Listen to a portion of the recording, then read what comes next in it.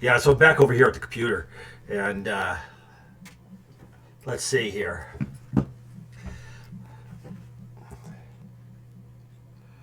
No sound. Hello, Randy. Can you hear it?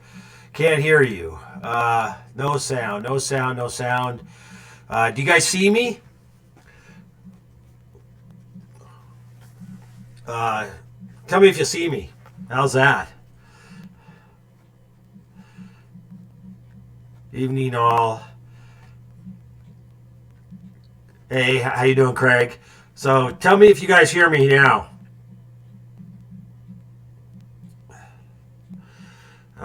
I should have sound.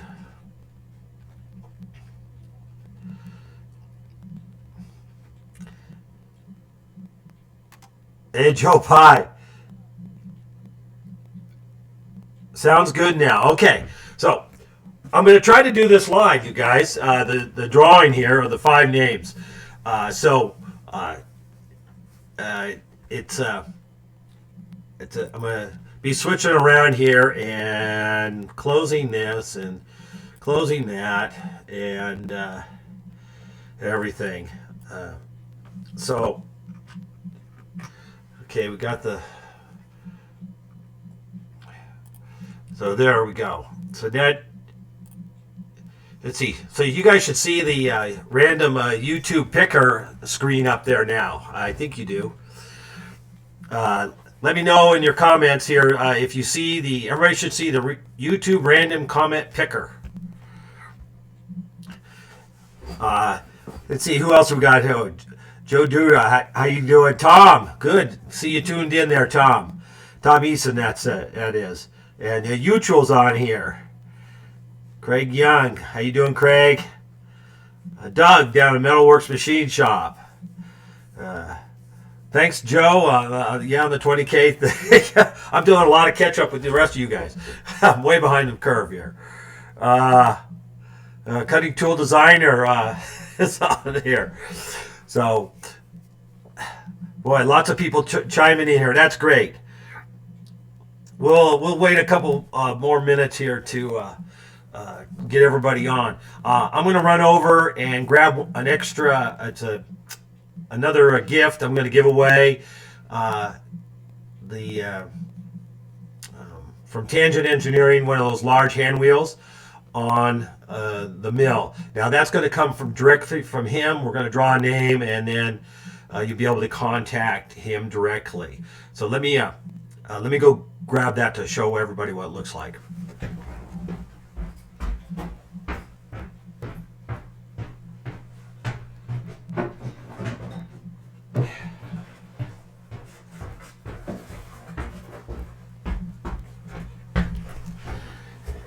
Okay, I'm back. So, Jim over at Tangent Engineering, who makes these, he's donating one also for the giveaway. This works out really good. I've used it several times actually. When I did my fixture plate, I used this, and it was great because it gave me a little extra leverage, and it worked. So that worked out really well. Yeah. So somebody's going to win that. Well, one Lycan, I should say. That one's mine. I gotta put my glasses back on. Let's see. Boy, we're from all over here. Hey, Ryan, I'll go for.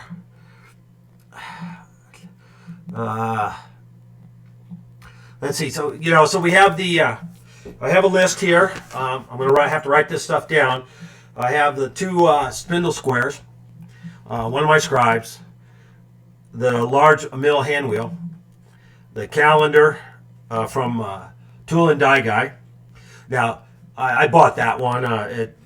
I should have contacted him beforehand is to see if he wanted to give away one, but I bought it, so we're going to give that away. And but that helps us some more support Phil Kerner, and everybody should be subscribing to his channel too. And like I said, two of the squares. So now the squares are from Boring Research up in Oregon. James Long up there makes them, and does a beautiful job on them. And Tangent Engineering is on the hand wheel, and then the Tool and Die Guy now are the sponsors basically of this giveaway. So we got lots of people on here. Okay, so what I'm going to do here is I am going to put in the link to the video. Now, anybody wants to check that, you go right ahead. That's the link to the video. And then we're going to tell it to, this is the filter, anything goes. So that's everybody. And it's going to check the comments, how many comments we got going there. It says there's 382 individual comments. And if you take all the ones I commented on, those comments aren't in there and such. So, if you made more than one comment, it only picks out the unique ones, supposedly. So we got 382 comments to pick from. And like I said, I made a list. So the first winner is going to get a square. The next winner will get the scribe. The next one will be the mill hand wheel, then the calendar, and then the last winner will get a square also, spindle square. So that's the order that they're going to be in. Now, if you don't want what you get drawn for, you could let me know if you don't want it, and I will draw another name and get another winner. And as a consolation prize, I'll send you some stickers.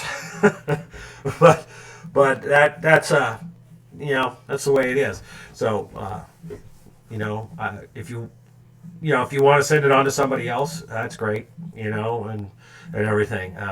I can only do so much. All right, so we have 382 comments. So let's pick our first winner. I don't have time to read all the comments coming in there, you guys, but I thank you for tuning in to watch this fiasco here. So let's pick the first winner. Caveman in Space.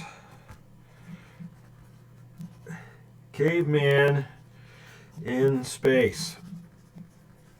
Now what I'll do is I'll look up these people's names. You can see what the comment kind of was, or part of it, and I'll look it up on the video, and I'll send you a response through the video, a comment response that you won, and or you can email me right now if you're watching, but I need to get contact information, shipping information, and all that stuff. All right, so Caveman in Space just won spindle square. And we'll go back. Then we just click that out and we pick another winner. See, and it removes him from it. See, the countdown goes down. Journeyman Randy gets a scribe.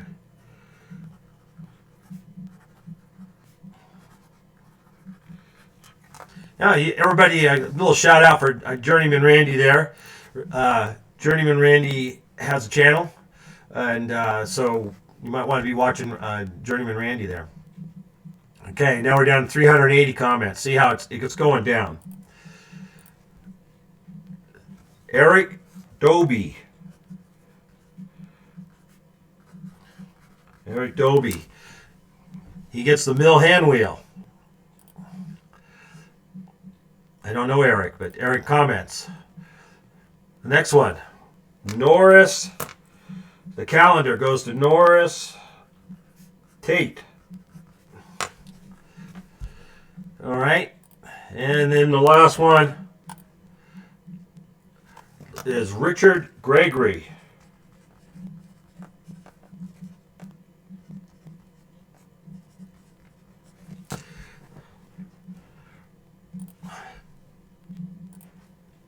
So that's it, you guys. So thank you guys. So I'll be right after the video here. I'll look up everybody, and I'll get messages out to you and all that stuff. I do appreciate everybody watching my videos, and I'm amazed I made it this far. Taking a lot of videos and stuff, but I have some pretty good stuff, I think, still coming out, and we still have the cement mixer to get back onto, and now that after Thanksgiving here, I'm going to do the bearings. I've finalized my design on what I'm going to do to the bearings for the yoke, that sort of stuff. I've got my stock in and everything, and I'll be working also on the welding table fixture plate set up some more. I have a couple more things I'm going to be doing to that.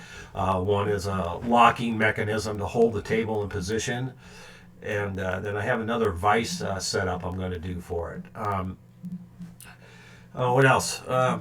Anyway, and I have that the clausing lathe, the 5900 series clausing lathe crossfeed screw to make up. I'm waiting on gear still, so as soon as I get that gear in, I will be doing that job. Yeah. So let's see here. Anybody else have any questions or anything or whatever? Is that snow? Yeah. Let me switch over to the other picture, you guys.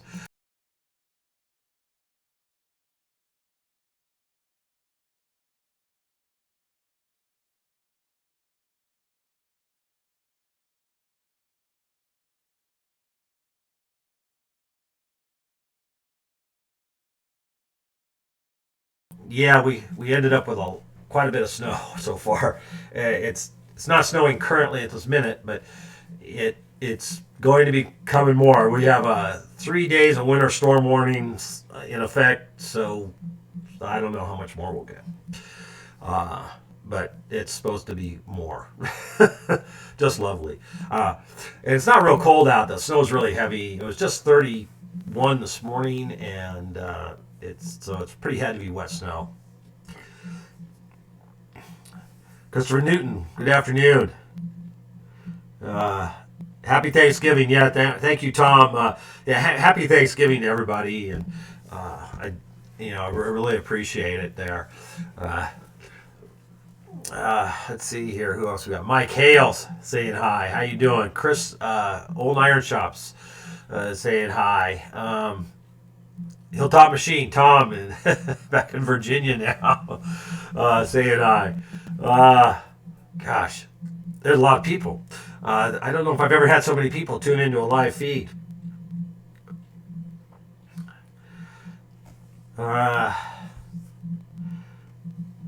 Rocking J Metalworks, how you doing?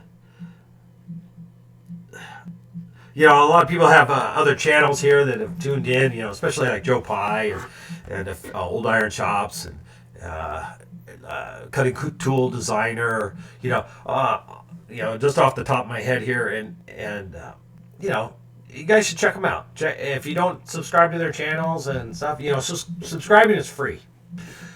Subscribe and watch them here and there if you can.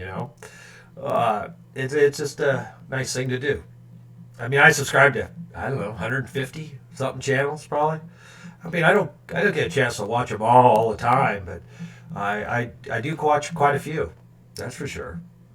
It's nice to see what other people are doing. Also, I do have some of the just the plain hex scribe that I made this year still in stock, and I have dovetail cutters again in stock. I made a bunch up the other day, so I do have those back in stock. Printing boxes currently to try to catch up. But I do have stuff in stock. I know probably a lot of you on the list here probably already have them, but for the new folks out there, I do have them back in stock. Who else we got here? Bill Lewis. How you doing, Bill? A lot of you people everybody on the list here, a lot of people are longtime watchers, and I had some great comments. I appreciate all the great comments I got from the giveaway videos here and stuff, and people have been watching a long time, and everybody had really nice things to say, except for one person, and I didn't delete his comment, but he just didn't like music, so on the videos. But that's the way it happens. I don't mean to single a person out, but I've had that comment before from other people that some people don't like music during the videos. When you speed things up, and there's not going to be any talking in a little fast section when you speed things up, but it's so put a little, instead of dead silence in there, you put a little bit of music in there. It's just to speed things along. You're not going to learn anything at that fast rate anyway. Listening to somebody, it sounds like gibberish. But yeah, I don't use that much music. Only here and there, and just to kind of make it some entertaining. Like Mr. Pete says, it's edutainment. I think that's a new term for the dictionary. Uh, you know, let's see here. I'm just looking down, reading some of the comments here. It's really tiny print for some reason on here, but uh, yeah, so thank you guys. Thank you for supporting me and everything on doing this. It's really, I mean, to me, it's very fun to do. I really enjoy it. I really enjoy shop work, whether it's welding, metalwork, machining, fabrication, come up with new ideas, and woodworking. And I mean, I have, what you see behind me right now, it's just, the metal shop kind of side of things. Uh, Although back the other more than half of the shop here, it's all woodworking equipment.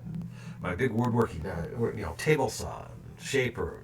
Uh, well, I have actually two table saws in here, and I have planer and joiner and lots of hand tools. I mean, things like that. So, I do. I just haven't done a lot of woodwork in the last few years, very much. A few little things. Made a custom window for my neighbor little while back.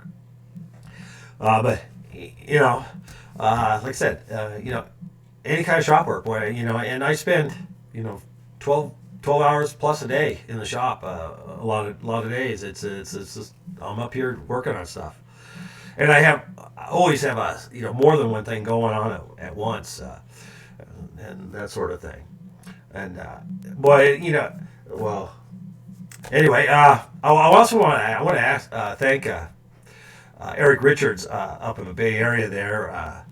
He's been a great supporter of my channel and stuff, and he's the one who set up for the grinding of the fixture plate welding table setup. He was able to, he got that set up for me with advanced grinding up there in the Bay Area, and he sends me drills. He just sent me another whole pile of drill bits, and a lot of aircraft drills this time, and so I go through them. Some are broken, and some are most of them need sharpening and stuff, and but I'm going to pass some of those on. Aircraft drills are a little harder to find sometimes, and there's a guy that has a channel and he's building his own airplane, and so I'm going to go through those and get a kind of a set of those together a bit, and I'm going to send some of him some of the drills and things. So I try to pass on some of this stuff to other people. Hey Bill, I'm sorry, Bill. Nevergall, you didn't win anything, Bill. I'm sorry.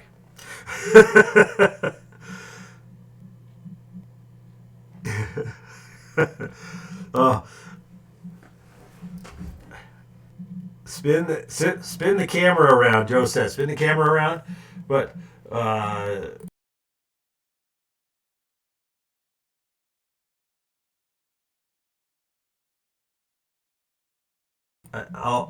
this camera's kind of stuck here. I'll go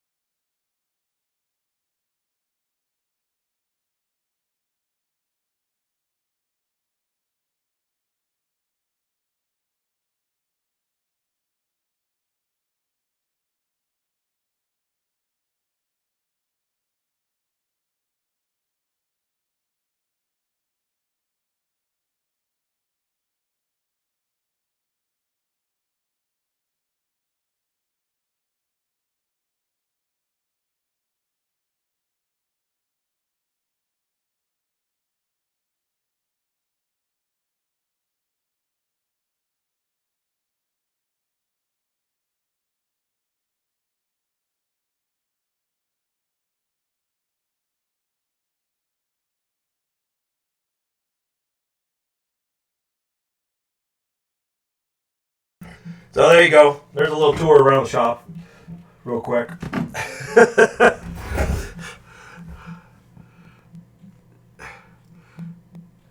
Let's see, what else everybody saying? No sound, Randy. Well, yeah, there was no sound. I'm sorry. That was a quick tour around with no sound. Yeah, I forgot to change the microphone setup. Oh, I'm sorry, guys. Oh, yeah. Shoot, I should. Yeah, I'm kind of. There's a lot of things you got to do here to do this live feed thing right, and one thing was to switch the sound to a different camera or a different microphone. I don't know why that camera, the camera, I'm not getting the sound from the microphone on it. I played with it this morning, and I don't know. I probably have to reboot my computer or something. Let's see. Yeah, you know that Eric or the. So Eric, did you got that? You won something, right? You won the mill hand wheel for Eric Doobie there. Doobie or Doobie, I'm not sure. So send me an email, Eric. Is there anybody on here that is on here that won other than Eric? I'm not. Is Journeyman Randy on here? He's probably working today. Caveman in Space. That's a kind of a cool name. Caveman in Space.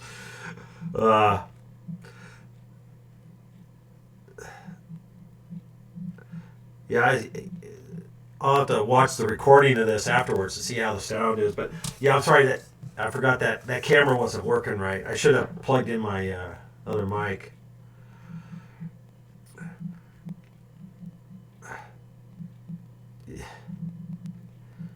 Okay, thanks, Eric. Yeah, thanks for letting me know. And Richard Gregory, you won. Yes, please, can you send me an email? It's rrintheshop@gmail.com. And just send me an email with your contact information, shipping address, things like that. Yeah, Gregory, you won a spindle square. Or Richard Gregory. Let's see who we got. So that's Eric and Richard were on here. Norris Tate, are you on? That's it. That saves me a couple people I don't have to look up.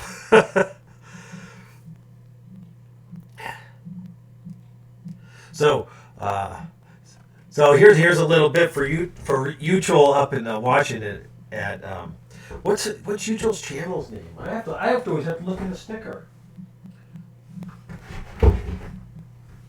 I had to look at the sticker. Woods Creek Workshop. I wanted to get it right. I screwed it up in another video. And Uchel was a really nice guy. And I liked his music video he just did. That was really good, I thought.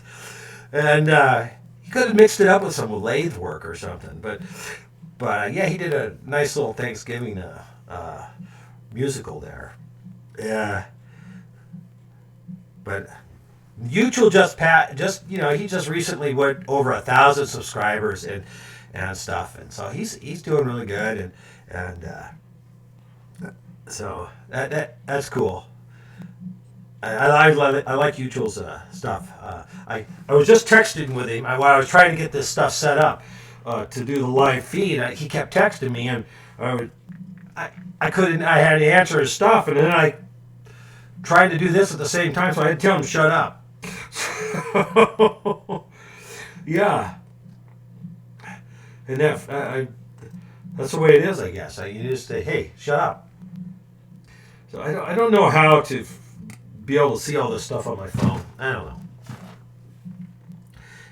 I'm surprised he's not texting me right now. Huh, Uchel? Need a fishing progress report, huh, Tom?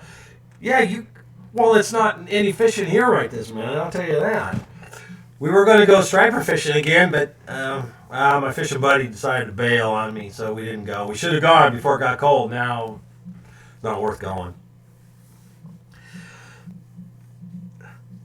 But Tom, we're going to go fishing probably February or March, but we're going to go to Pyramid Lake, Nevada, Yeah, there. See, now Uchel's texting me again.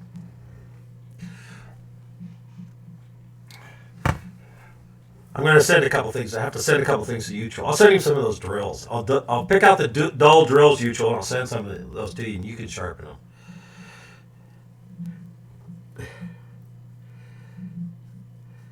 And see here, and then Hilltop Machine. Tom there, he's building a new shop, and so that winter weather is going to be a little bit tough on getting that thing done. But I don't know how far he's exactly along. But his video show, he's not real far. Hopefully, he's getting it out before the winter really pounds down there in Virginia. Let's see.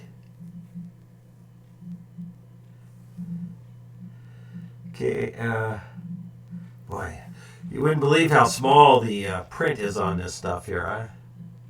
I'm going to see if I can change it here, get it bigger.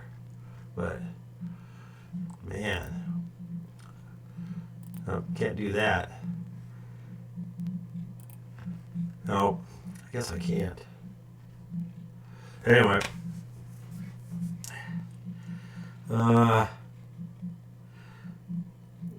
I know some of these names are across the pond. I know we're not here in the U.S.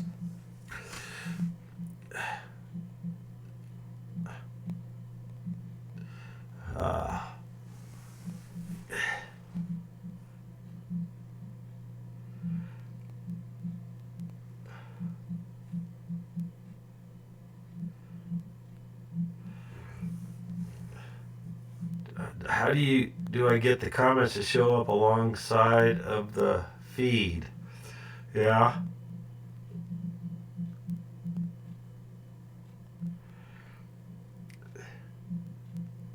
What time, Alan there, Pierce? What time is it here? It is 3:02 in the afternoon. 11 p.m. where you're at, Alan. Alan, aren't you in England or the UK somewhere?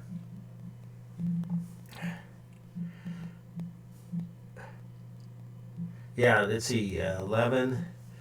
That's 3. It's I have to figure that. That's from 4 o'clock. That'd be 8 and 9. Oh, it'd be only like 9 o'clock in England. So I don't know, Alan. Where are you? Yeah, down for weeks here in England. Yeah, that's what I thought. You're in England.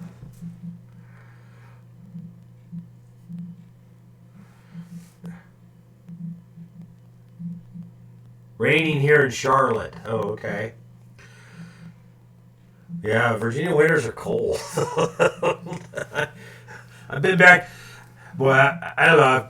I've been all around the edge of the United States. Every time of the year, every season, you can think of.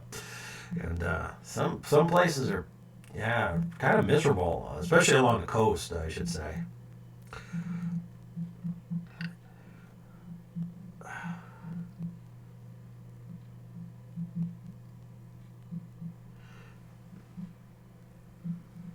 I can't read your comment, Tom. Is that Lisa, your wife, saying hello? How you doing, Lisa?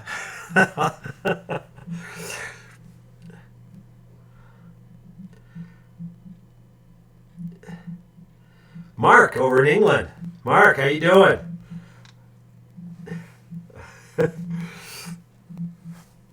So I've had actually a couple people. They've requested that I tell sea stories. Well, that's what I call them, sea stories, or stories about at work. But anyway, one thing I did is I contacted Rustinox, that's Michael, up in Belgium, and he sent me a little video clip of him down in the engine room of a big ship. And well, he sent me the link to it, I should say. And I'm going to include that link in a video pretty soon. And, I can't narrate the video or anything like that. Maybe I can get him to actually send me the video. And because he's what language do people in Belgium speak? I don't. Is it Dutch or I'm not sure. But so he's speaking his native language, and so it's a little harder to understand that. But I would like to put some English narration into it and show some of the stuff that I used to work on, which is it. That's what's kind of interesting. That's why I asked him to, if he could show me some of that stuff.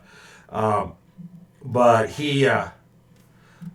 When I worked on ships, YouTube wasn't around, and you didn't have fancy cell phones and things like that to shoot videos and all that. So I have some still pictures. I don't know where they even are, but I do have some still pictures of being in shipyards and on the ships and stuff, but no really good quality videos or anything like that.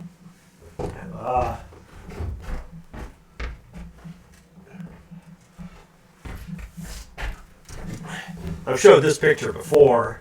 Yeah, there you go. This particular ship, now it's kind of hard to see, I guess, the reflection there.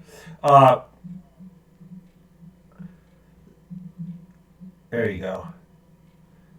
Now this ship here is in where this picture was taken and who took it. The Canadian Coast Guard took this picture. They did a low flyby. I was on board at the time when the picture was taken. We're in the Straits of Juan de Fuca and heading toward Seattle. And the Canadian Coast Guard, that's where the border is for Canada, right through the middle of the straits there. And the Canadian Coast Guard flew over in a P-3 Orion, and they do coastal patrols with that. They do coastal patrols. I did a really low flyby, and they took this picture of the ship. This is at the time this was named Exxon Baton Rouge, and later on the company changed its name to Sea River. Then then called the Sea River Baton Rouge,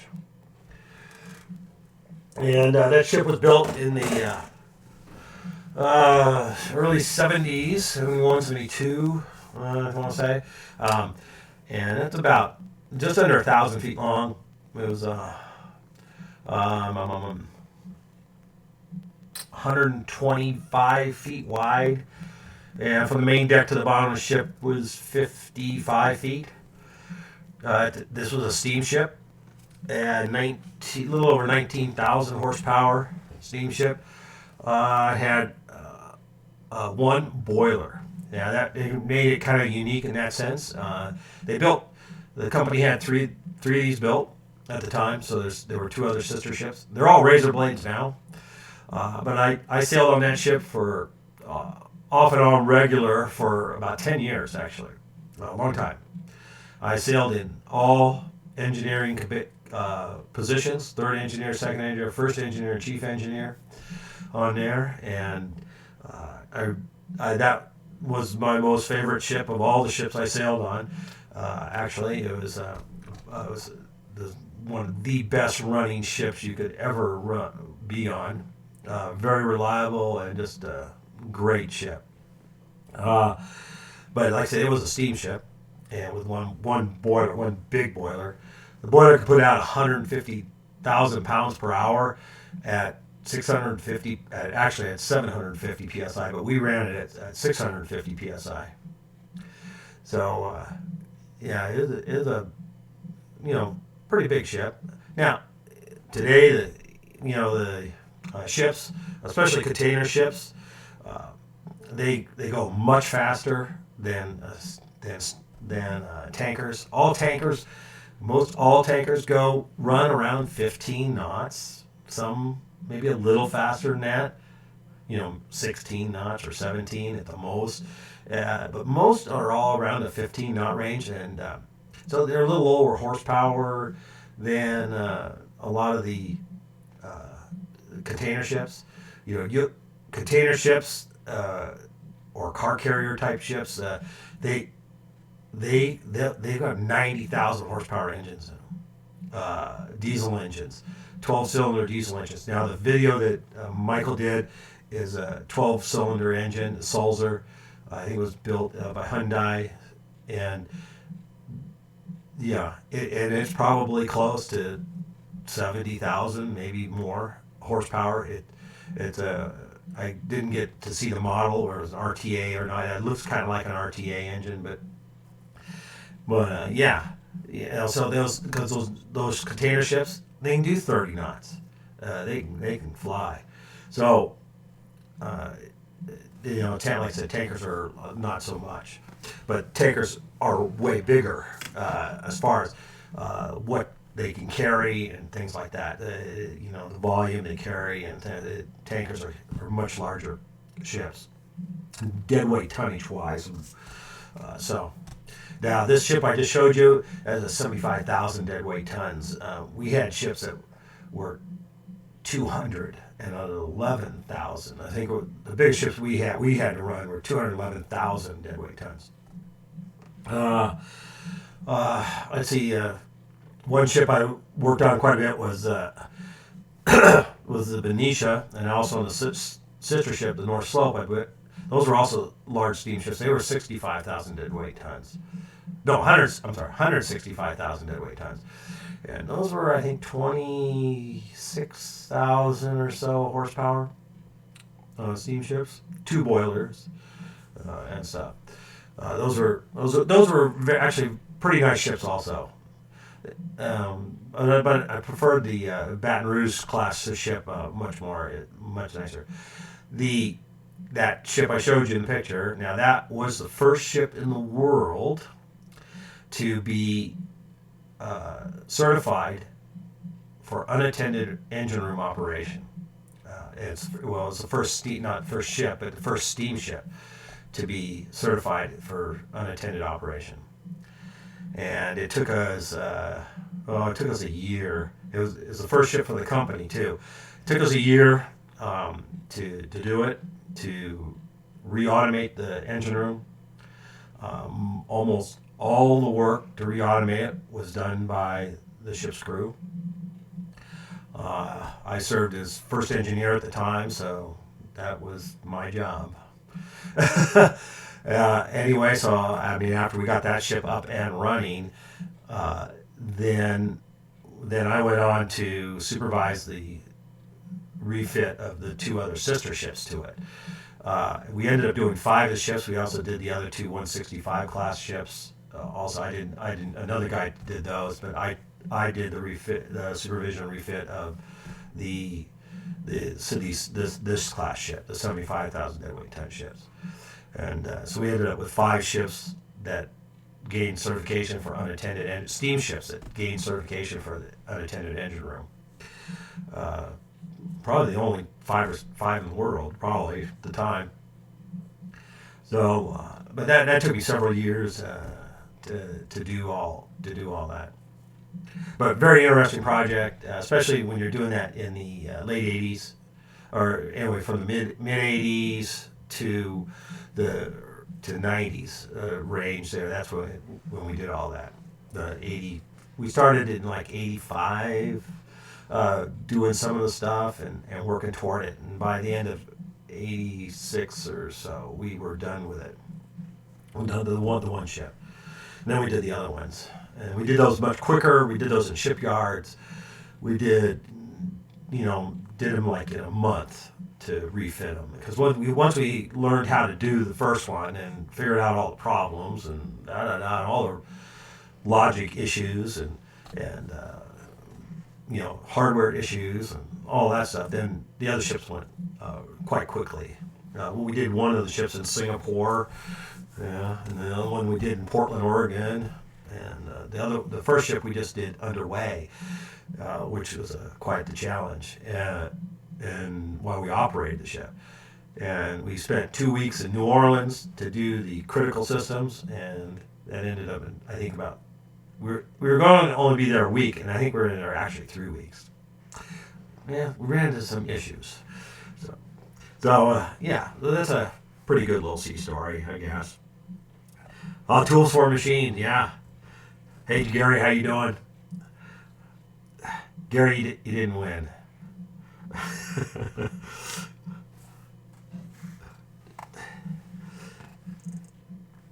Randy, what do you call your day job?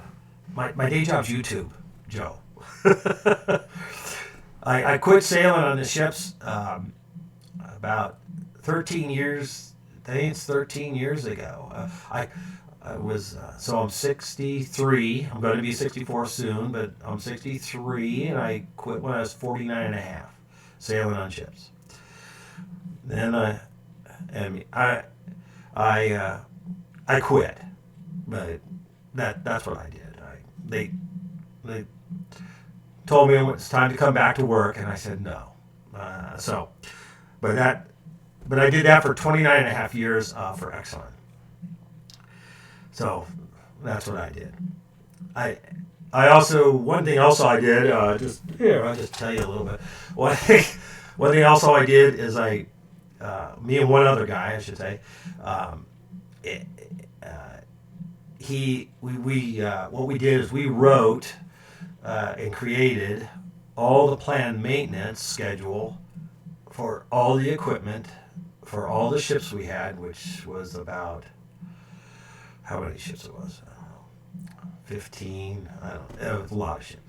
All of our ships and several of our tugboats, the ones on the west coast, the tugboats on the west coast, and it was all a computerized system. It was satellite linked to the home office in Houston and such, and but we wrote all the planned maintenance for over. No, it was over 3,000. It's closer to 4,000 individual pieces of different equipment. Yeah, and it had to be all that had to be certified by the American Bureau of Shipping. But it was just me and another fellow, Jay Goulet, good guy, very good engineer. He kind of came from the diesel side of our fleets, and I came from the steam side. And we traveled to every ship. We spent weeks on every ship. It took us years. We had it up and running within I don't know, 2 years. And then I kind of left that. I left the project, and he kind of carried on the little cleanup stuff we had to do and all that stuff. And so he continued on for maybe another year or so, I think. And but yeah, that was a pretty interesting project. We had they were really good to us about letting us work when we wanted to work, where we wanted to work, and when we it was a very good opportunity, and we got to see every ship. We would go together and look at every piece of equipment, contact manufacturers about information about the equipment. Talk to everybody on the ships, all the engineers on the ships, and not just engineers, the captains and the mates, and find out what they've been doing to their equipment to maintain their equipment, and maybe what we need to change, and the schedule of things, and all that stuff. Yeah, it was a very interesting experience to be able to do all that research and look at all that stuff, and record it and then put it into effect for everybody. I think it was a big worthwhile project for the company and stuff. But that was pretty interesting. I said that took a few years to do. Journeyman Randy, you missed the draw, but you won. So Journeyman Randy, that's 3 of us, 3 people. Journeyman Randy, please email me rrrintheshop@gmail.com so I can get your mailing address and that good stuff. You won a scribe, Journeyman Randy. So Ray's Garage, hey Ray, how you doing? You didn't win. You didn't win either. Did anybody see Caveman in Space? Did he show up? He's just out there probably. Yeah, I'm also Mark there saying I'm also a pilot. Yeah, I'm a pilot. After I quit working, I became my wife and I, we both became pilots actually, We had our own airplane for 10 years, and I also became a certified aircraft and power plant mechanic with the FAA. I can work on any aircraft really. Yeah, and so I worked on airplanes also here I worked on airplanes for 10 years after I quit shipping. Well, I was working on them actually before I quit shipping, but I worked on certified wise. I worked on afterwards, and so that was I love working on airplanes. Oh man, I hate cars. I hate working on cars, but I tell you, working on airplanes, oh, I enjoy the heck out of that. That's it's just fun. I just super enjoy it. I wish I was doing more. I wish I was back at doing it. But here, in 08 and 09, boy, the economy, planes aren't cheap.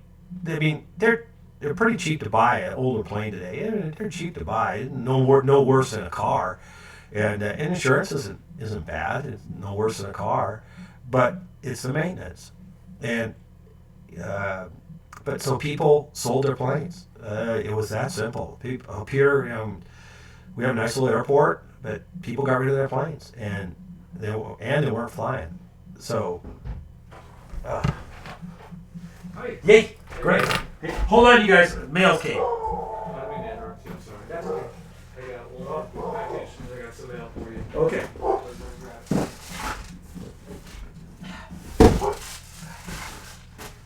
Oh, Roscoe, come on in.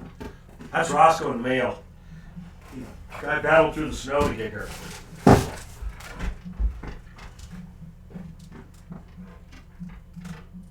Man, lots of stuff. Yeah, you loaded today. Yeah, good thing you came with a Jeep.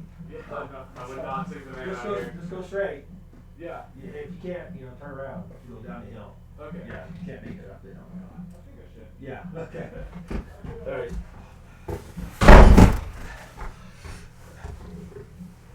Anyway, mail came. But yeah, so I worked on airplanes for quite a while, and then, but I also, I've my neighbor's a contractor, and he's been my friend for 40 years, and I've helped build a lot of houses. So I also was working for him. We were building houses, so a lot of carpentry work I've done. Lots of it, from foundation to finish work.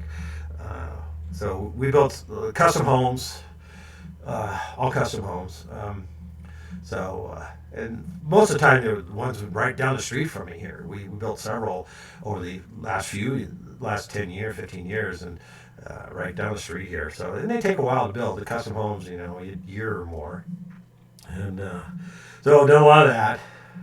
And my father-in-law, he was an electrical contractor, so I used to help him all the time, and over 30 years. And so I did a lot of electrical work. But on the ships, lots and lots of industrial type electrical work. Three-phase troubleshooting, because all the ships are three-phase, and of course, and so you get very very proficient at motor controllers and things like that. A lot of electrical issues and working on that stuff. So I don't know. I guess I'm kind of pretty diversified in my experiences of from woodworking and not just building carpentry stuff, but cabinetry building. I used to have a little cabinet business here in the shop and build custom cabinets for housing and things like that, or special windows and doors and things like that. So I've done a lot of that. When I worked on the ships, I worked 2 months on, 2 months off. So in that off time, you can actually do stuff, not just play with the kids and everything.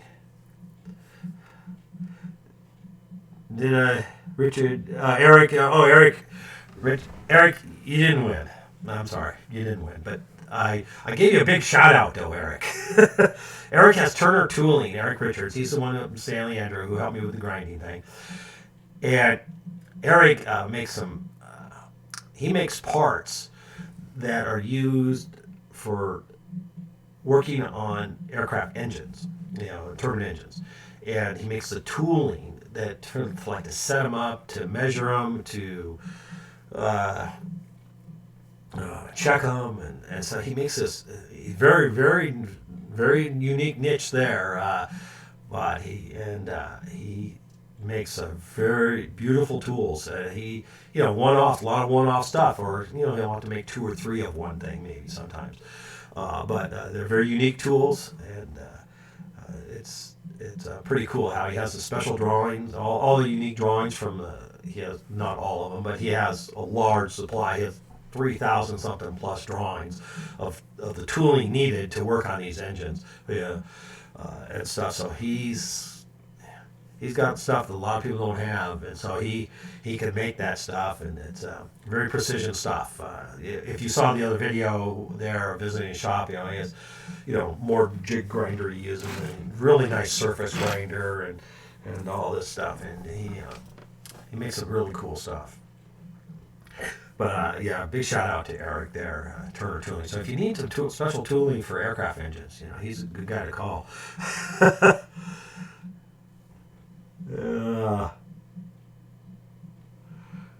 Gotta love the $100 cheeseburgers. Yeah, bought a few of those.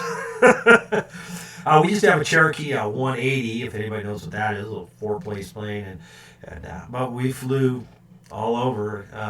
Farthest east we went was Nebraska, but we flew Colorado and up north to Oregon and Montana and Idaho and Nevada, California. We flew all over the place. Yeah, I love that plane. It was great. I mean, being certified mechanic and stuff. And the other guy I worked with, he was an IA. I didn't really feel like getting my IA because of the insurances and all these other things you got to do. But it doesn't cost you anything but parts. You're going to sign off things and stuff yourself and such. And so maintenance for the Cherokee 180, maintenance is one of the lowest cost aircraft you could have for maintenance. Keeping the plane, it really didn't cost us too much at all. It was pretty reasonable there. So we stopped. Why did we stop flying? Well, we got rid of the plane. It was becoming financially keeping the plane at the airport in a hangar and all that was just a bit much there for 08 to 09. That was a little tough. But it was more about my wife got cancer, and the drugs and all the chemo, and she couldn't fly, and all the hassles to try to keep her active with her pilot license. Now, when you get a pilot license, it's good for life, but you have to maintain currencies, and for her to do that and medical, it was just too much. So we weren't flying the plane, and it was just, it's one of those things, and so we decided to sell it and stuff. We both really miss that. If I could afford to have a plane today, I'd go and buy one tomorrow. Let me tell you, I'd have one.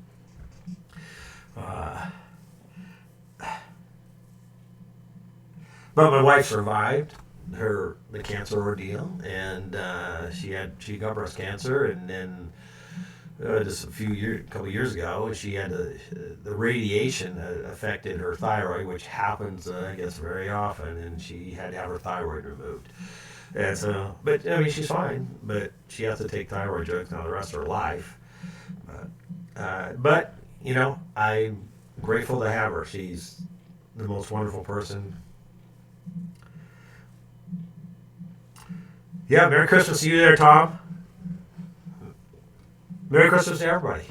Happy Thanksgiving to everybody. Okay. So, let's see. I never saw anybody. I need to make more, what do they call? I made Gary one, and I think Stan and a few others, but as moderators, or what do they call them? I think you can just click on people. I should make mutual one. I don't know. Yeah, you can. I think you can do that. If YouTube's still there, oh no, that's go to channel. I don't know. I'm not sure. I'll have to figure out how to do that. I'm not the best at some of this stuff. I don't do all this stuff. I mean, I'm not no dummy about the computer thing, but some of these stuff I just some of the the programs and stuff and applications I just don't use them enough maybe.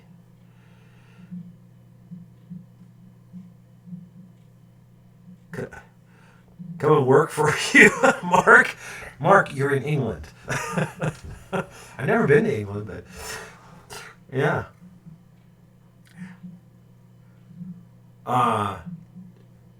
Yeah, Joe, it's low wing aircraft, the Cherokee 180. Yeah. If you're gonna buy one, Joe, I can work on it for you. Like I said, small airplanes working on them is just very enjoyable. I love it. You don't even need a half-inch socket set. All you need is a 3/8 drive socket set. Propeller bolts, you need a little bigger thing, but for the propeller, but most of the time, all you never need is a 3/8 socket set.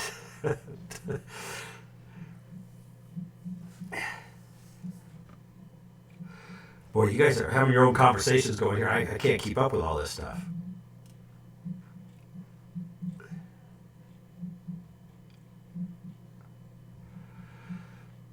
Oh yeah, the cancer thing. I don't talk about it too much, but I tell you that's tough, you guys.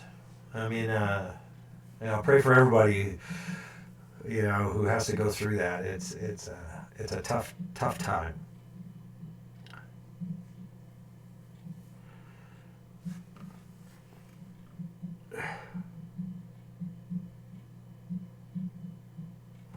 Yeah. Oh, Tom or Ted there. Ted Rosa. Yeah, Ted.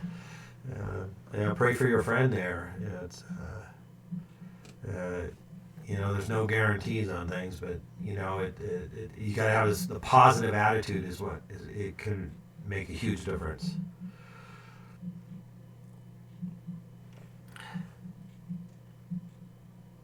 Giveaway scribes and dovetail cutters that Randy has on hand.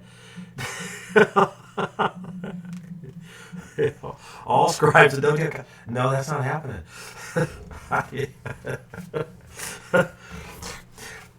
People need to buy more of them. That's what they need to do.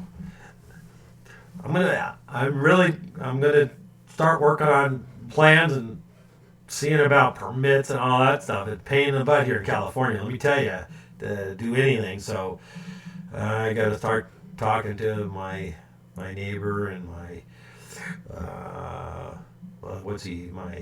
my sister-in-law's husband. He's a contractor too, and see what I got to do about getting permits all done and all that, so I can add on to the shop. What kind of drawings I got to make?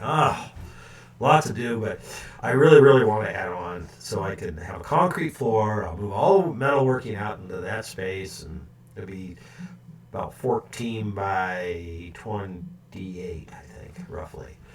And I can have all the metalworking pretty much out on the front, on the end of the shop, out that window behind me here. That end of the shop, just push it out, and that's what I'm looking at.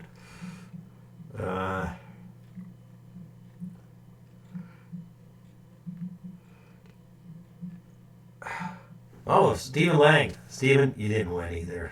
I'm sorry. Oh, Frank Mora. Yeah, hello, Frank.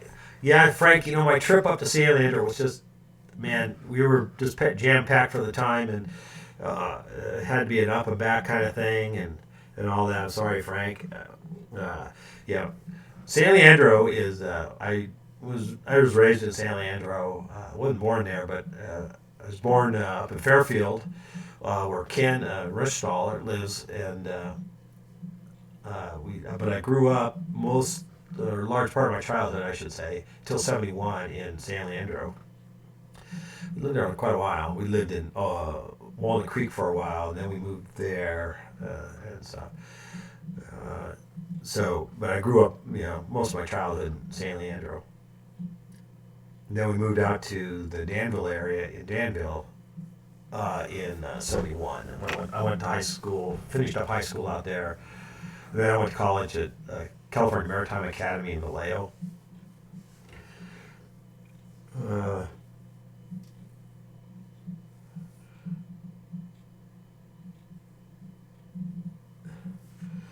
Can't self-moderate. Well, I can't read all the comments there, Uchel. I'm going to make you a moderator, Uchel. Gary's a moderator. That's why he's blue.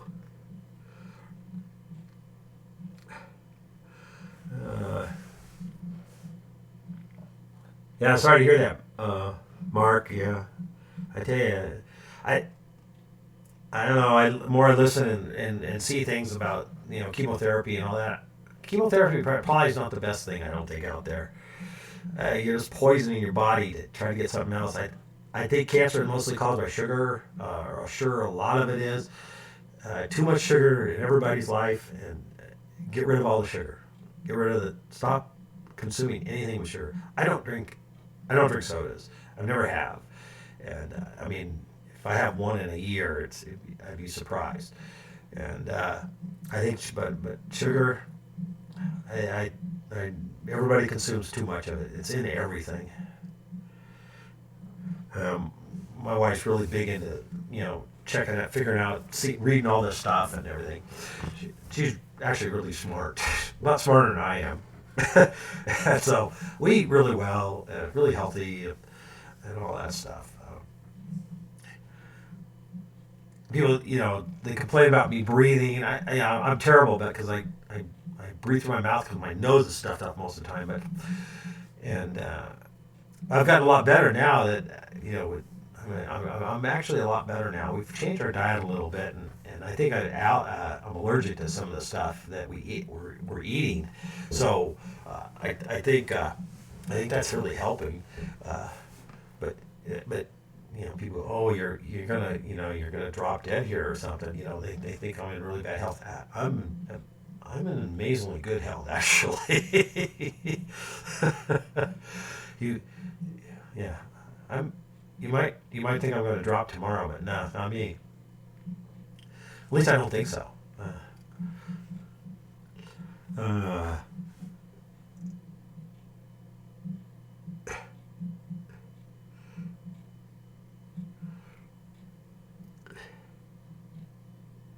Let's see here.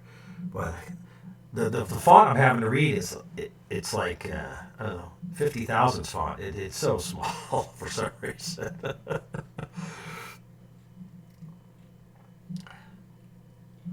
Yeah, I'm going to add that addition on, and that decal will fit in there. That I'm going to build a special spot for it, Uchel. As soon as you're done with that thing, just ship it on down to me, and we'll find a use for it. Don't worry. Yeah, Uchel owes me big time. He really does.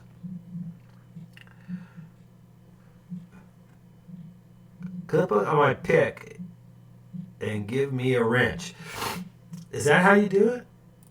It's not. Well, see, now I'm in Streamlabs OBS, and from there, it's not allowing me to do that.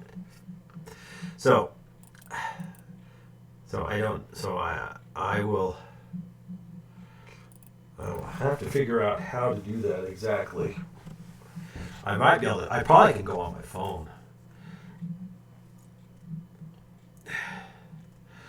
I don't know how many other people are pilots. You don't hear a lot from people who are pilots. It was kind of funny. One of the captains on one of the ships, his brother was an air traffic controller here in California when we were flying and stuff. And I spoke to him a few times on the radio. It was kind of wild. Oh wow, that's Sean's brother. It was kind of cool.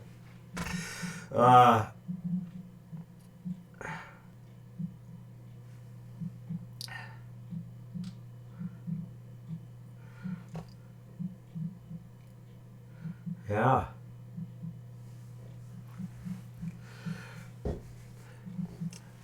Yeah, I hate hearing about folks the cancer thing. I tell you, it's yeah. I mean, you guys are talking about it there and stuff. It's just it's so discouraging sometimes. My father-in-law, my wife's father, he got brain cancer actually, and it ended up killing him. I mean, he ended up dying basically from that and stuff. That's really bad. And yeah, I mean, how I can't remember how old he was. It's been a little while since he passed away. But he was a great man.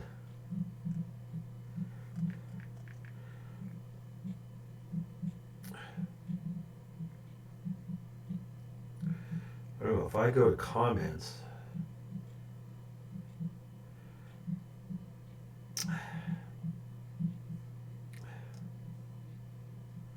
So a lot of people have asked me about my wooden toolbox. I just saw this comment from Eric there too, and the wooden toolbox over my shoulder here. It's not really very big. It's not a real big one, but like I said, I've gone all over it. I have no idea who made it. But it's definitely pre-World War II. I know that. My grandfather had that. He was a machinist before World War II.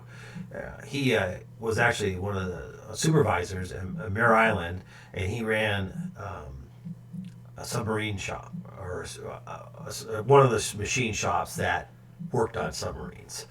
I'm not sure if they were actually building stuff or doing a lot of repair work to submarines, but he worked on their shop, I should say, worked on submarine stuff.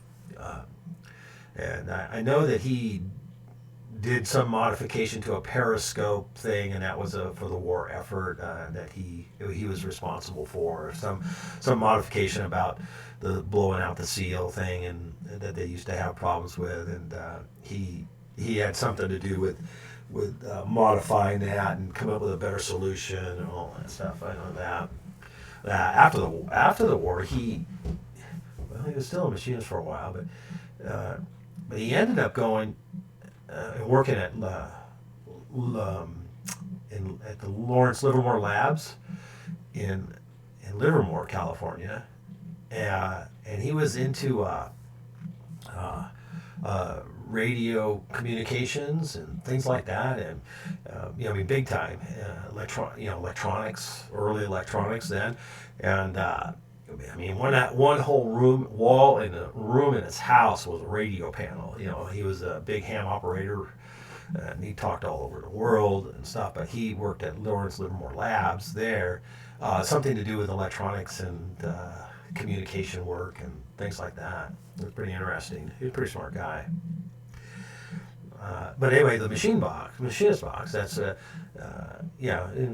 it's from him. And my dad, he worked at when he was young at Mare Island also, and went through the different steps, apprenticeships. He did all the apprentice stuff to become a machinist, and then I guess the Korean War came, and then he went in the Army, and he was in Korea as a sergeant, and actually in Korea, but he didn't go to Korea until the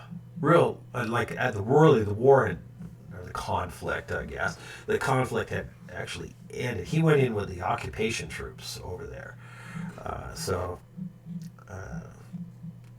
Whatever, I don't know exactly what he was doing there, but he was over there with that. And then when he came back, he did some more school and got a degree, and he became a banker. And then he worked for Bank of America for, I don't know, 45 years. It was, long time. He's a smoker, and he developed COPD, and that ended up killing him. Yeah. Something's got to kill us all. And, it's a vicious circle of life, We're all going to end up worm food eventually. What is the next machine you'd like to acquire? Oh, if you're asking me, Joe, I want neutrals decal. Yeah. Oh, yeah. I don't really know. I don't have room for really anything right now. But yeah. I mean, I don't know. I don't know. Say, my, in machine work, I love lathe work. Just so everybody knows. I mean, lathe work is I just love lathe work. Um, uh, Milling is good too. I mean, because you can make more different parts, you know. But the lathe work, I really enjoy the lathe stuff. Um, and yeah, that's it. But it's not the only thing. Me as a challenge of making something and developing something, like this bearing thing for the cement mixer. Well, there's no bearings, really, and I want to put in bearings. So I'm having to design my own bearing, and I'm doing a lot of research on bearings and their design features because I want to use grease, and I want to keep the dirt and the water out and all that stuff. And so how am I going to seal off the bearing? How am I going to and the thing's going to sit for long periods of time. So you know, coming up with ideas of how to do that, and of course the design of bearings and how you create a pressure wedge, but this is a slow speed turning thing, so the development of pressure wedge is really hard to do. So you're not going to be oil filling this thing, and so that's why grease is going to be a better option. And how do you create a wedge on something that turns very slowly?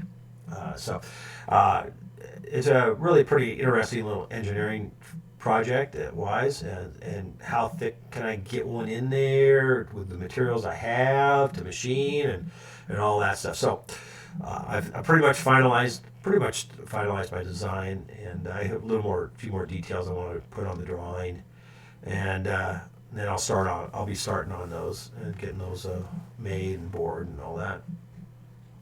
But yeah, machine wise, I don't know. I want to get coolant set up for the surface grinder built up, and so I can use coolant on the surface grinder, because I would love, and I want to finish my heat treat oven. See, I have so many things to do, and I finished making my heat treat oven so I can heat treat some things, because there's some stuff I'd like to build, and I want to harden them and grind them and things like that. So there's a ton of stuff I want to do.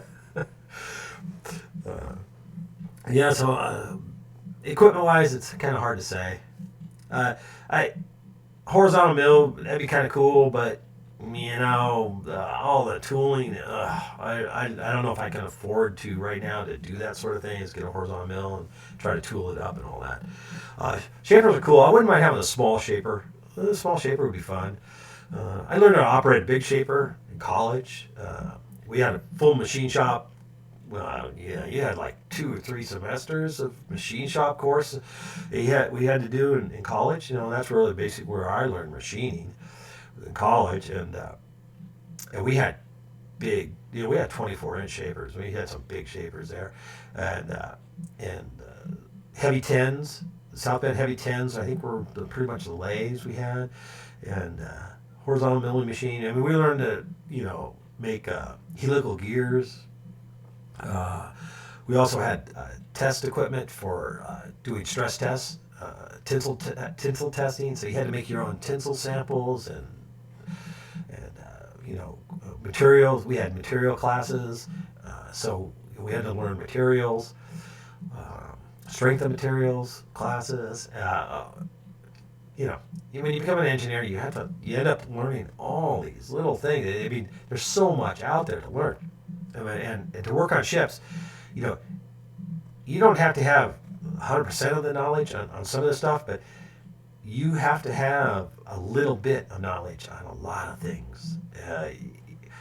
When you're at sea, and now this happened, I don't know how many times, but when you're at sea and 1,000 miles from absolutely nowhere, and there's only 4 of you, engineer-wise maybe, or 5 sometimes, well, you better be able to fix things, you know, and maybe it's got to be strong enough, or maybe it's got to be technical enough, to make it back. So yeah, there's a lot of stuff you need to know when you work on ships, and if one of you doesn't know it, maybe the other one does, or has a little more knowledge in it, or whatever. And when you become first engineer or chief engineer, yeah, you better, because you're the guy that somebody's going to come to. Let me tell you, it's quite the challenging job, and if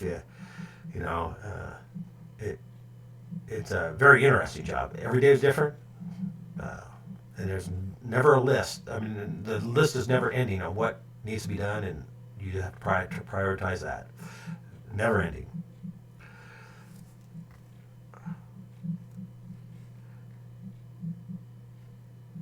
Oh, Gary Jones, you're a pilot. Oh, sweet. I never had my multi-engine rating, but AMP and IA. Wow, Gary, cool.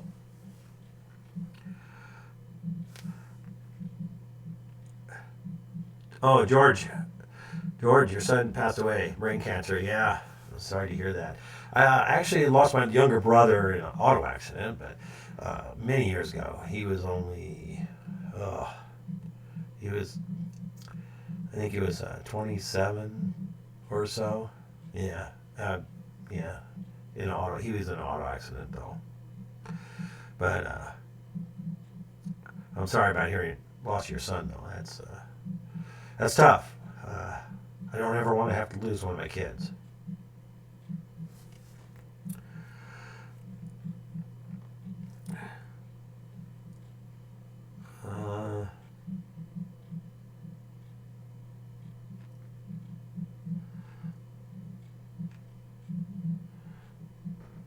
Oh,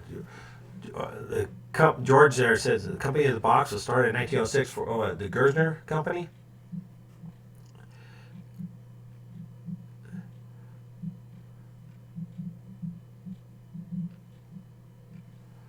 Let's see here. John Barr. Oh, John.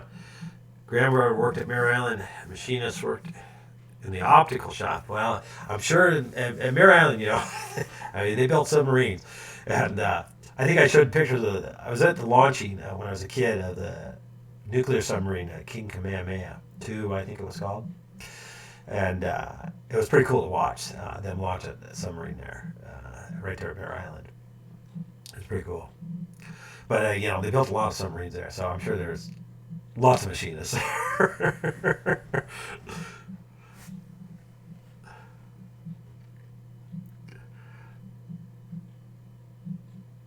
Oh, boy.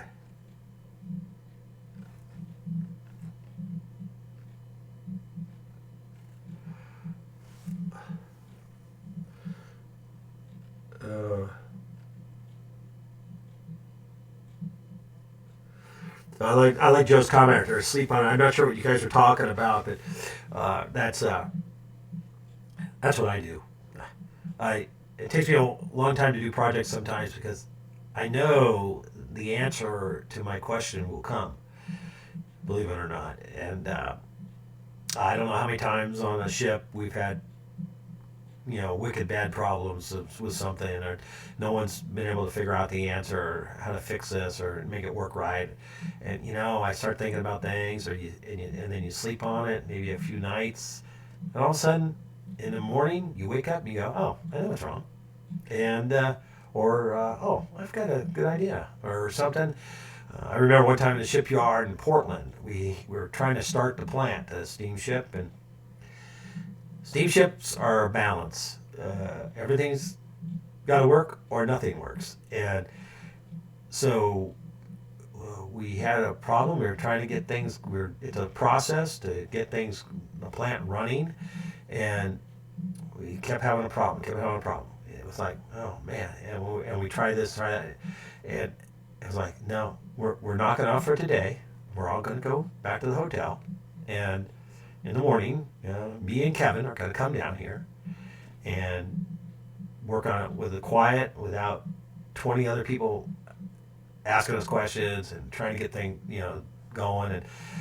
And we did that. We went down there, I don't know, 5, 6 o'clock in the morning. We got down there before any shipyard workers or anybody else was there in the ship. And you know what? In an hour, we figured out what was wrong. We fixed it. And we were already starting, just the two of us.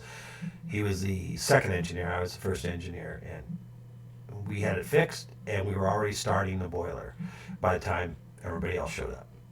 It was, but that it happens so many times, that sort of thing. It's amazing what a little sleep can do. And your brain works on the problem while you're sleeping.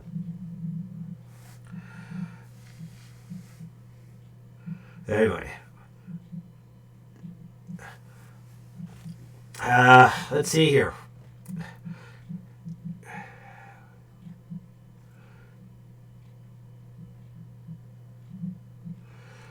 See you later, Ray. Take it easy, Ray. Take care, Ray. Yeah.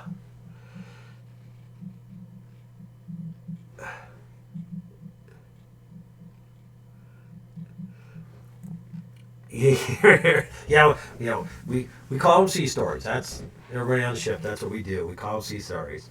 There's a couple guys that work on the ships where I worked, and they've watched my videos, and I know that and stuff. So they don't usually comment though, but I know they're out there watching my videos.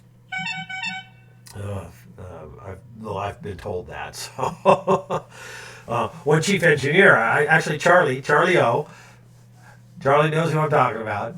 Charlie Ormston. He lives down in Texas, and I want to say he lives near Joe Pye somewhere. I'm not sure where it is, but we communicate on Facebook every once in a while. I sailed with Charlie when I was a third engineer, I think, and later on and stuff, and a few times.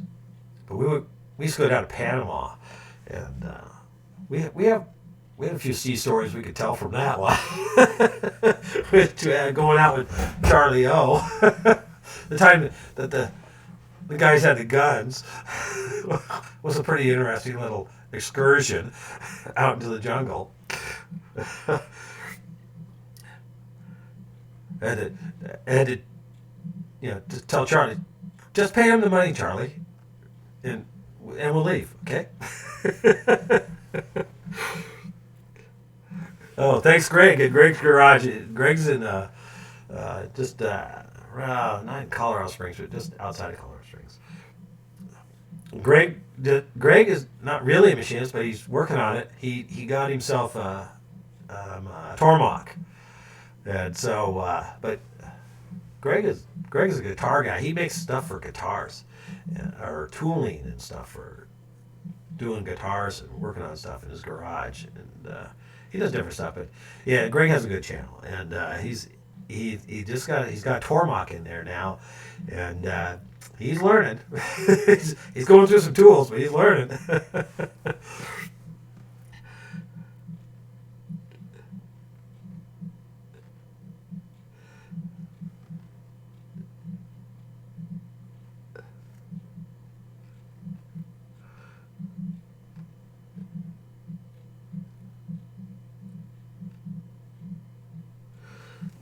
Drew Morgan, you were on sub, huh? Yeah. When I was in college, I graduated college. When I got out of college, I received a commission in the Naval Reserves and stuff. But during college, we were able to do stuff with the Navy and things like that. And one time, we got a tour on a nuclear submarine that was in port. That was pretty awesome to go down in and see that. I don't remember which boat it was, but we got a tour down in there. Yeah, that was pretty cool. I don't know if I could live on one. I'm a bit claustrophobic in a sense, and tight closed spaces sometimes can really bother me. I have to really control my mind. I crawled in several pipes during my career, and sometimes they're big pipes, but a couple times I had to climb in the pipe to inspect a valve, so we didn't have to remove the valve. And so you shimmy into the pipe. One time when it was a little snug, I could get out in it. I mean, but but I had to make sure somebody was there to be able to pull me out if in case I didn't like being in there, and it was a little bit tough to go in there with a flashlight, shimmy in there, yeah, a few times. So I do avoid that real tight kind of space. I don't like that. uh,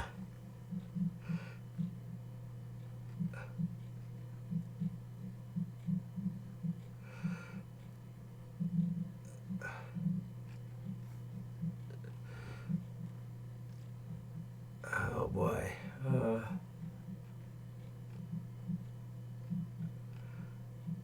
See you later, Joe. Hey, thank Joe Pye Thanks for stopping in and stuff. We'll see you later. I want to come down and visit Joe's shop one of these days. Man, it is snowing like crazy out. For the last 40 minutes, it is just coming down again. Just so you know, you guys. Uh,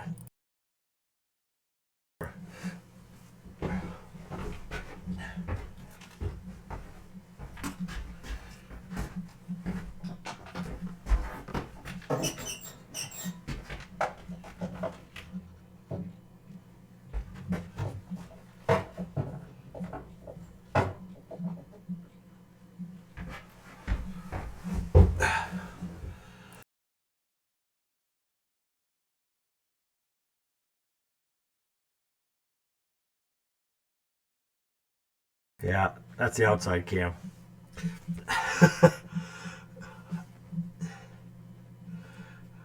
No pictures from inside the subs.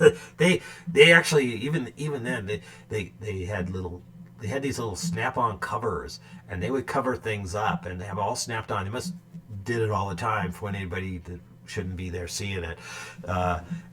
Fire control systems and things like that. They even back then, because that was like 70.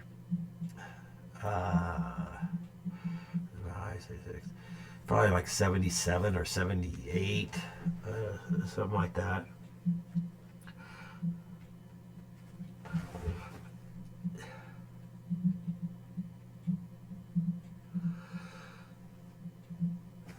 Drew Morgan, you're replacing your coolant system on the Torwalk. Yeah, I think Greg just got his going.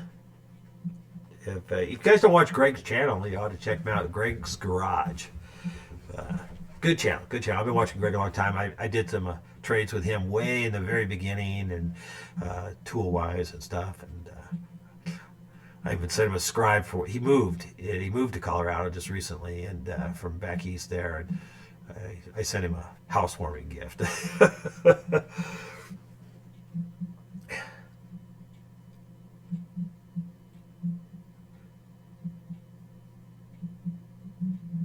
Oh, SW. Oh, you must be in California with the power outage thing. Yeah, something? Put a Generac in. I tell you, I love that thing. It works fantastic. Let's see. We have last year. It's been in a year, and we had 25 and a half hours, I think, on it. But it tests itself every week. I have it set for once a week, and it's big enough to run everything we need. Well pump, all the lights. Heck, the other day it was on for all afternoon because the power was out, and I'm in the shop working, running my machines even. So, yeah, it's a. I have 11 kilowatt unit, just so you know, but automatic transfer switch and all that. So, it's been flawless, just fantastic. I think they're way wrong on what they're doing, but have a generator, and the two Honda thing where you hook them together. Yeah, you can parallel them up and stuff, but you're sure limited, I think, on your power.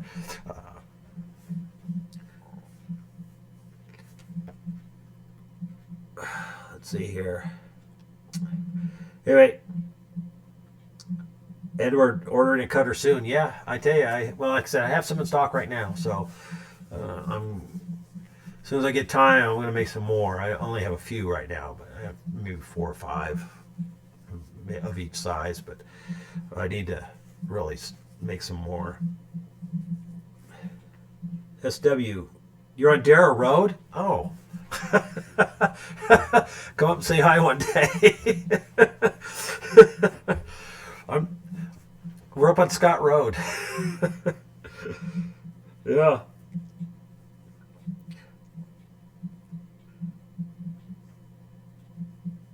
Oh, Gary. Oh, you own the Cessna 195. You sold it to the guy in Switzerland or someplace? Yeah, I never got to work on this on 195, but somebody had one, and we, I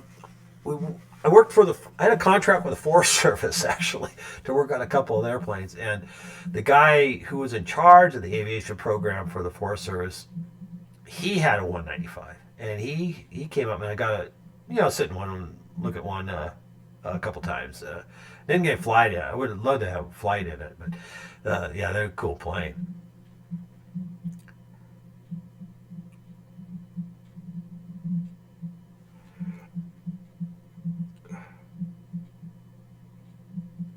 Oh, thanks, Craig. Yeah, I like the scribes too. I haven't told anybody this, but I'm going to experiment trying to make a titanium one. I don't know. The material is so pricey, but I do have a little bit of material, and I'm gonna make some of the old style with the threaded together ones, and I'm gonna see if I can make a few of the titanium ones and see how those turn out. I wanted to buy, get this, so I wanted to buy titanium hex stock, 3/8 hex. No one makes it, so it was like impossible. So they'll have to be round. I'm not going to mill every one of them, put a flat on them or something. Yeah, that's too much work. But yeah, I wanted to buy titanium hex stock and make titanium hex ones. But I couldn't find it anywhere and acquire it.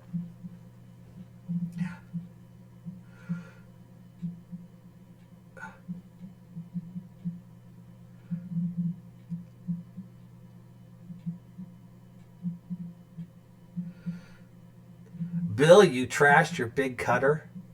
How'd you do that?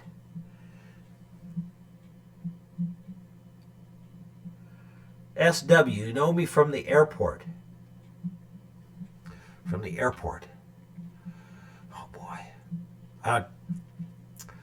SW. Steve? Is that Steve? You live up on top of the hill? Off of Dara?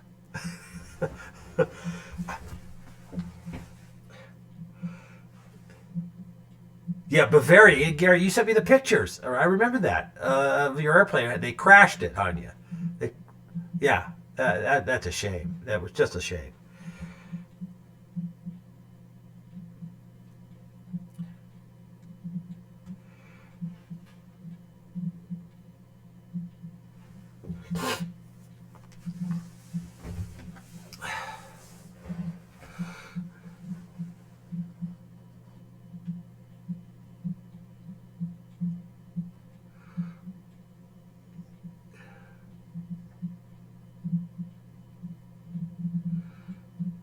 You didn't put Loctite on a screw. Oh. Well, I don't usually put Loctite on them, but I don't have a problem getting loose.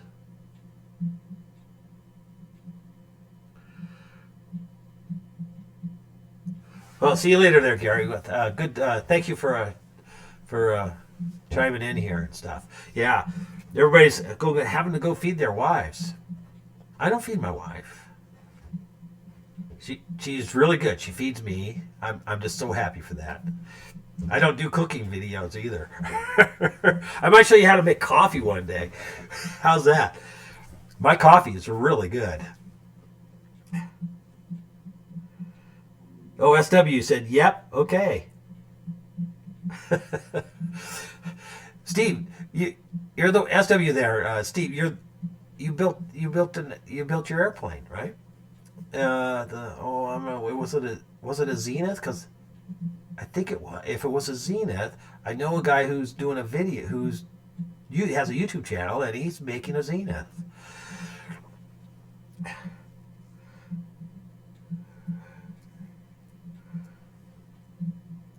can't get the screw out. Okay, so get this, Bill.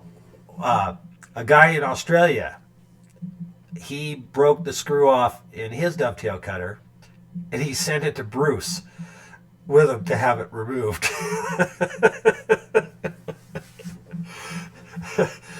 I haven't broke a screw off in one yet.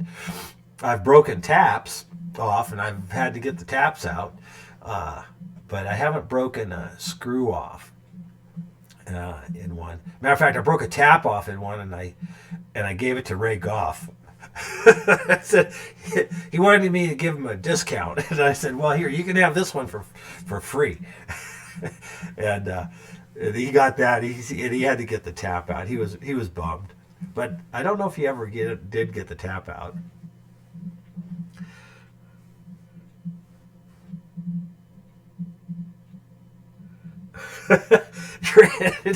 You do all the cooking, huh? Yeah, that's okay. I mean, it's not that bad. It's just that it's not that I can't cook. I can cook, but I don't like to cook. But I make coffee every single morning, and I bring coffee to my wife every morning. And that every morning that we're together, that is, if I'm out fishing, that's obviously not happening. But even backpacking, I make her coffee, and it's not just coffee; it's a foofy coffee. It's more kind of like a latte, kind of. For her, she doesn't do regular milk and stuff, so, but I make her good coffee. I make espresso type coffee, even backpacking. Off topic question. Has your fire insurance gone up? Oh, well, a few years back, fire insurance, we lost our insurance. Actually, they canceled us, and it was a bear to get insurance again. And now we haven't had any problems. I don't think it's even gone up. But my son just bought a house, near us, and I tell you, it was tough getting insurance. You had to go to the California, Cover California? No, not the medical thing. They got a name for it, and it's a pain. It's a pain for the fire insurance, and it's not cheap.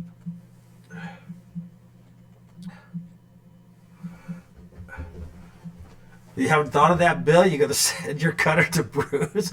If you send it back to me, I'll get it out for you. I'll tell you what, Bill, I'll make you a deal. You send it to me. If I can't get it out, I'll send you a new one. How's that?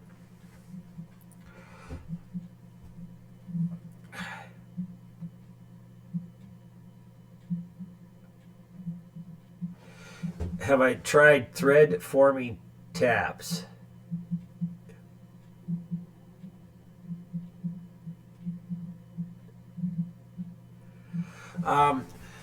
No, I haven't. I've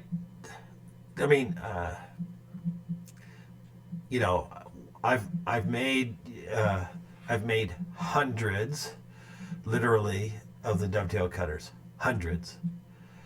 I don't know offhand how many, but more than 200. Probably more like 400. And I've only broke maybe 3 or 4 taps. I just broke one the other day, but yeah, I think it was just getting dull. I haven't broke very many. On the large dovetail cutter, they're 440s, and then on the small cutters, I'm using 2.5 millimeter. I think. I think the 2.5 millimeter.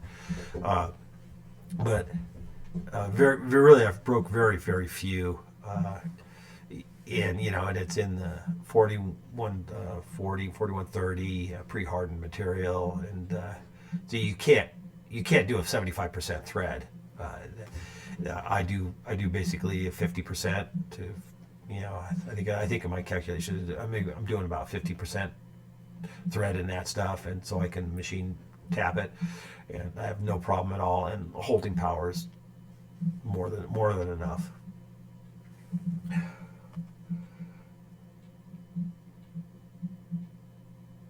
Charles Duncan. Yeah. Oh, thank you. Thank you. Yes. Happy Thanksgiving to you. Yeah, you know the Bradley knows of the California thing. Yeah, yeah.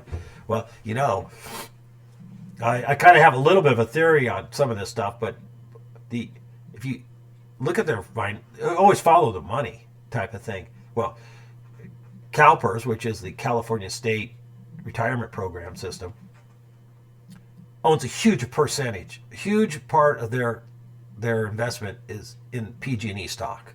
Huge. Billions of dollars, literally, and so it's a big circle. The state always gives PG&E their rate hikes, and there always will, because of this huge vicious circle. They don't want CalPERS going down. They don't want PG&E going down. So they always give them their rate hikes. They always let them do whatever they have to do or want to do to maintain that vicious circle of CalPER investment and dividend payment and for their retirement programs. So the state's in bed with PG&E, and SoCal Ed, same way. So I don't trust them. I don't believe what they say and what they tell the public or anything. It's a very vicious circle.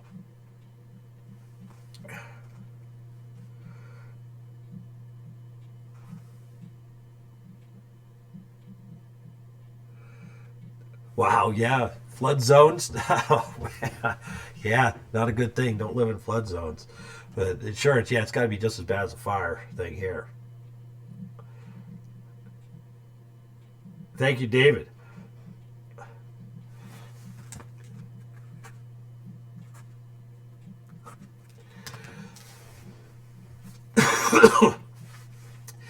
Well, you guys, it's really snowing even worse now. I don't know if you could tell.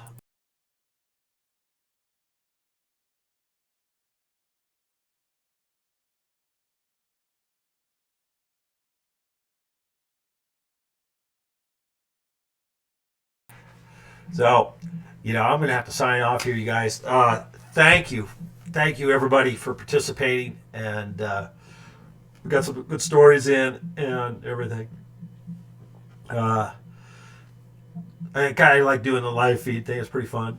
But kind of a pain to get going here right. I have to figure out the exact process of getting the live feed so it's a little better here. I really have to work on this.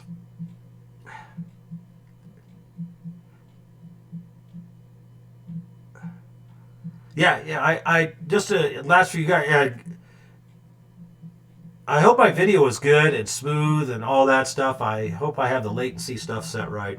If anybody, let me know how that was. That the video was smooth and good. It looked pretty good to me.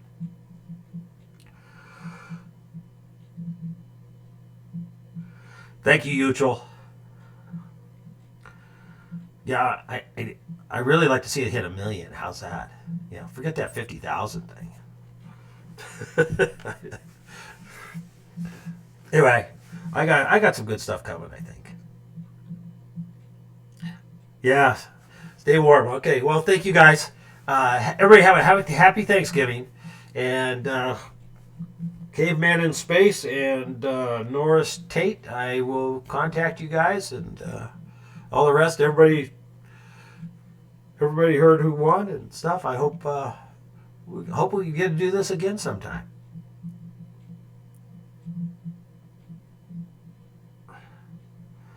Oh, the video was not smooth, huh? Huh. Okay.